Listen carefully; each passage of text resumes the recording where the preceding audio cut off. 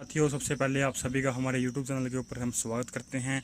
हमारे साथ जुड़े हैं गुरदीप सर और आज आपसे बताएंगे कि लास्ट के आपके पास 30 डेज़ हैं, क्या आपकी स्ट्रेटजी रहेगी।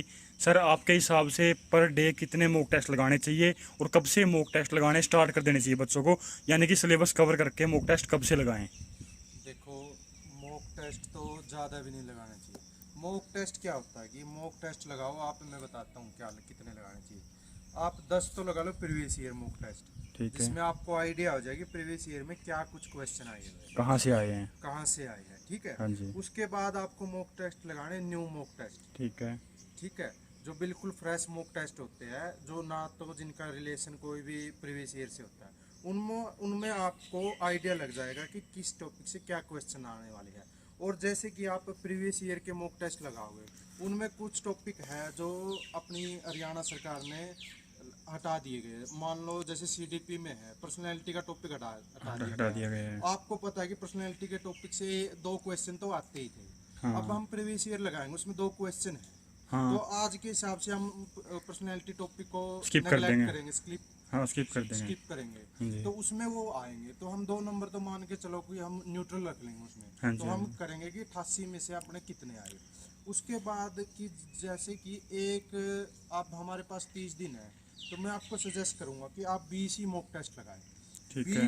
20 मॉक टेस्ट बहुत ज़्यादा होते हैं। यानी आप बोल रहे हो कि 20 तो फुल मॉक टेस्ट लगाएं, और सर जो कुछ बच्चे कहते हैं कि क्या टॉपिक वाइज भी मॉक टेस्ट लगाने चाहिए, यानी जैसे कि अकेला सीडीपी का टेस्ट आपका मिल जाता है टेक्स्ट बुक पे, आपका मैथ का मिल जाता है, क्या वो भी लगाने चाहिए? हाँ बिल्कुल, मान लो किसी भी बच्चे का लगा लो कि आप कि सीडीपी में कमज़ोर, सीडीपी में कोई टॉपिक कमज़ोर है। हाँ जी। मान लो किसी का कोई थ्योरी कमज़ोर है, ठीक है। मान लो प्याजे की थ्योरी कमज़ोर है, तो वो अपने टॉपिक पे प्याजे का ही मॉक टेस्ट लगा ले। उससे क्या होगा, उसकी जो उसके समझ थ्योरी लो है उसकी। स्ट्रोंग हो जाएगी। ठीक है सर।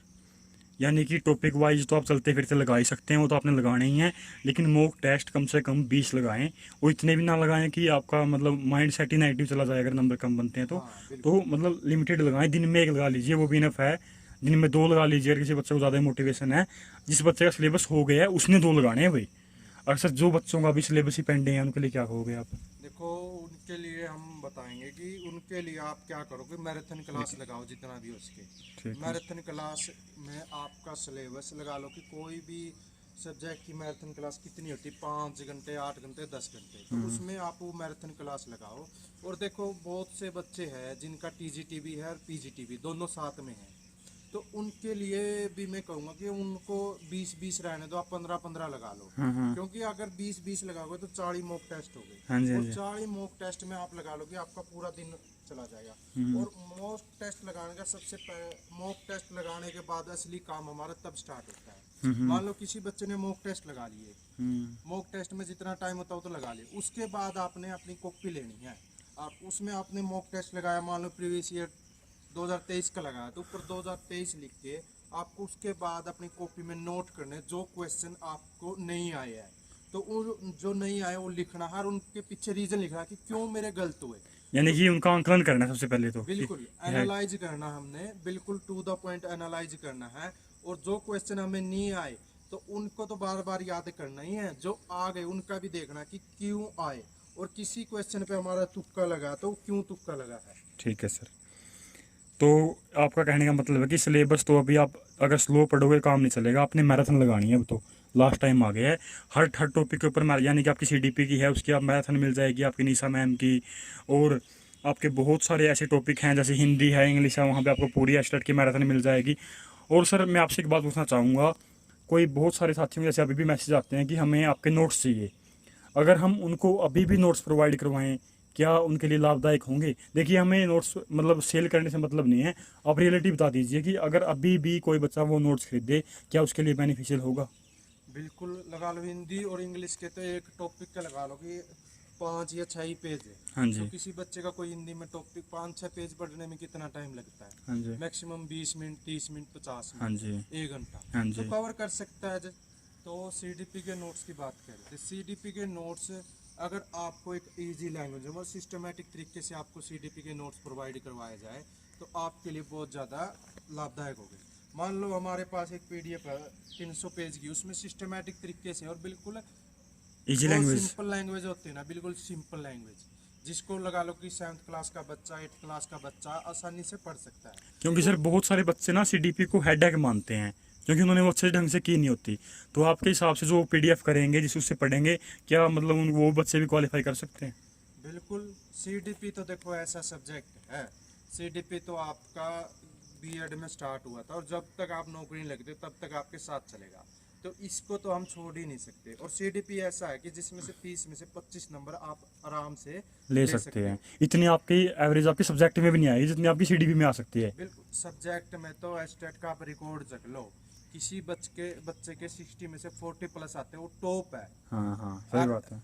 तो आने नहीं देती है एस्टेट। एस्टेट अपने उस पे कहती कि मैं किसी भी बच्चे के 40 से ऊपर आने ही नहीं दूंगी। हाँ जी, हाँ जी, और जिसके आगे वो एक टॉपर बच्चा है, वो सीधी सी बात बिल्कुल, है। वो टॉपर बच्चा है। तो ठीक मैं है। यही रिक्वेस्ट करूंगा कि मॉक टेस्ट जरूर लगाएं। मॉक टेस्ट के बिना कुछ भी नहीं है। ऐसा ना कि मॉक टेस्ट ही बचे आपके पास, मतलब जो बच्चा लगा लो कि कम से कम आप 20 मॉक टेस्ट लगाएं। 20 में से 10 मॉक टेस्ट तो प्रीवियस ईयर के, क्योंकि आप देखो हर साल लेवल बढ़ता जा रहा है। आप लगा लो कि 2025 है, 2025 से 2020 से 25 तक लगा लो 10 मॉक टेस्ट हो गए। अब आप 2012 का लगा लो, 2012 में तो लेवल पता नहीं क्या था, अब लेवल क्या है, तो इसका तो फायदा ही नहीं है। आप लगाओ 20 से लेकर 25 तक, आपके 10 मॉक टेस्ट हो जाएंगे। उसके बाद आप लगाओ फ्रेश मॉक टेस्ट, जो जैसे कोई भी ऐप से ले लो। क्या सर आपकी टीम में मतलब टॉपिक वाइज जैसे हमारे सीडीपी के या और बच गए आपके, उनके क्वेश्चन सीरीज भी प्रोवाइड करवाती है? हाँ बिल्कुल, हमसे आप सब्जेक्ट के भी मॉक टेस्ट ले सकते हो, टॉपिक वाइज भी ले सकते हो हमारे पास। प्रीवियस ईयर भी ले सकते हो? हाँ, प्रीवियस ईयर भी ले सकते हो आप, हमारे पास सब कुछ अवेलेबल है। अभी भाई डू एंड डाई की सिचुएशन है आपके पास, लास्ट मंथ आपके पास बचा है, आपने टेस्ट भी लगाने हैं। और जैसे हम आपको लास्ट के 1.5-2 मंथ से मोटिवेट कर रहे हैं, आपने आई होप सिलेबस कर भी लिया होगा। और जिस बच्चे ने सिलेबस नहीं भी किया है, अभी भी आपको लास्ट चांस दे रहे हैं, 5-7 दिन और ये जो आपके नोट्स की वाली सेल है चलने वाली है, उसके बाद हम उसको ऑफ कर देंगे। क्योंकि हम नहीं चाहते कि लास्ट स्टेज पे हम अपना सेल करने के चक्कर में बच्चों का नाश कर दें। आपके पास 1 वीक और है, आप वो नोट्स ले सकते हैं जो हैंड रिटन है हमारे पास इजी लैंग्वेज में। उसके बाद हम उसको बंद कर देंगे, सिर्फ आपको मॉक टेस्ट प्रोवाइड करवाएंगे। ये जानकारी हम आपको देना चाहते हैं। तो सर और आप बच्चों को क्या मोटिवेट दोगे, क्या करोगे, कैसे? मैं तो कहूँगा लग जाओ भाई, थोड़ा ही टाइम बचा है, तो जो भी है अब 1 महीना ही है, और जितना भी सोना था, जिसको रेस्ट करना था कर लिया। अब अपनी तैयारी कम से कम 8 या 10 घंटे की कर दो। रेस्टेट की तैयारी 1 महीने में भी हो सकती है। This is possible. बिल्कुल 1 महीने में आप लगाओ यार, 1 महीने में 10 दिन हो गए, एक दिन के 10 घंटे हो गए। हाँ जी, हाँ जी, एक दिन में 10 घंटे हो गए, 1 महीने में कितने घंटे हो गए? सही बात है जी आपकी। और ऐसे तो बच्चे हैं नहीं कि जिस बच्चे ने लगा लो बीएड की है, उसके पास सीडीपी भी था, उसने हिंदी भी पढ़ाई होगी, हाँ, अपना उसने कुछ सब्जेक्ट भी पढ़ाया होगा। हाँ, सही बात है जी। तो उसके लिए ये थोड़ी है कि अलग से ही सिलेबस है।